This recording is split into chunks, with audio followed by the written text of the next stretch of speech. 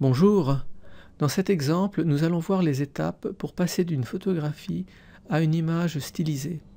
Voici la photo de départ, voici l'image stylisée.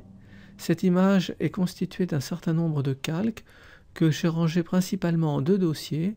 Le dossier des textes, que je peux éteindre, pour me concentrer sur le deuxième dossier qui contient toute l'image stylisée.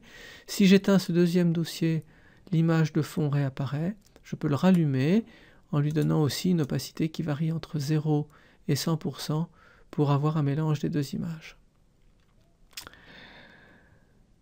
Ce dossier est principalement constitué de calques de remplissage, qui sont des calques de couleur unie, limités par des tracés vectoriels que j'ai placés ici. Ces tracés décrivent les fenêtres et murs du bâtiment.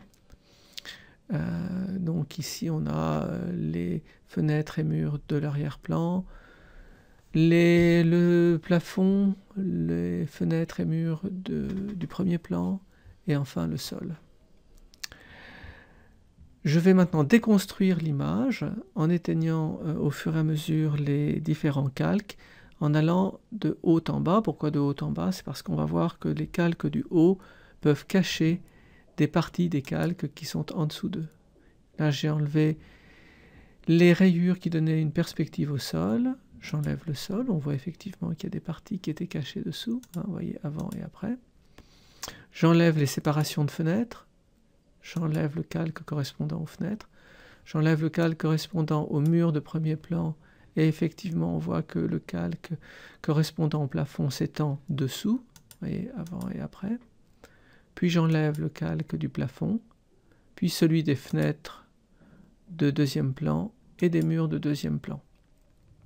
Si je fais réapparaître le calque correspondant au plafond, on voit bien quelles sont les découpes à l'intérieur de ce calque, et on ne verra les fenêtres de deuxième plan qu'à travers ces découpes.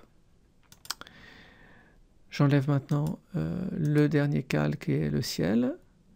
L'image du fond apparaît, je remets ce calque, mais cette fois-ci, je demande à tout le logo une opacité de 80%.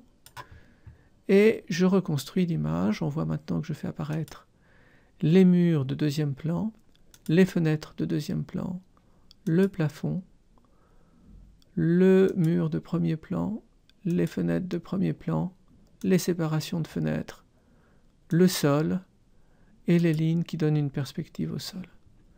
Je remets l'ensemble du dossier à 100% et je termine par mettre le texte. Et on voit que j'ai réutilisé le tracé correspondant au mur de premier plan pour donner un chemin pour le texte.